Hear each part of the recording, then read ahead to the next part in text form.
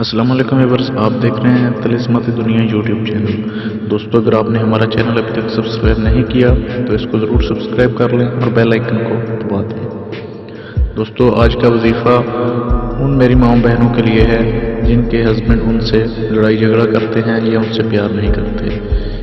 तो अगर किसी का शौहर बुरी आदत का शिकार हो, घर उसकी वजह से जहन्नम बन गया हो और वो किसी तरह भी राह रास्ते पर ना आता हो, हर वक्त लड़ाई झगड़ा करता हो, तो ऐसी सूरत में इस अमल को करना चाहिए।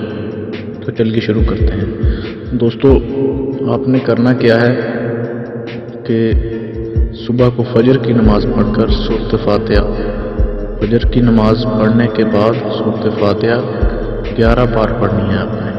अव्वल आखिर 3-3 बार दरूद इब्राहिमी पढ़कर आपने पानी पर दम करना है। पानी का गिलास अपने सामने रख लें और उस पर दम करना है। इंशाल्लाह सूरत फातिहा की बरकत से आपका भटका हुआ शौहर जो है, वो आपका जो खावंद है, वो राह रास्ते पर आ जाएगा। वो पानी आपने सारा दिन अपने हस्बैंड को पिलाना है। किसी भी चीज़ में आप डालकर पिला सकती हैं, वैसे भी पिला सकती हैं, या इस्तेमाल जो आप पानी करते हो घर में उसमें वो मिक्स कर सकती हैं।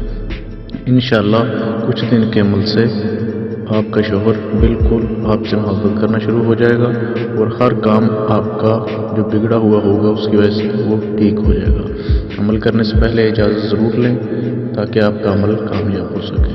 Thank you.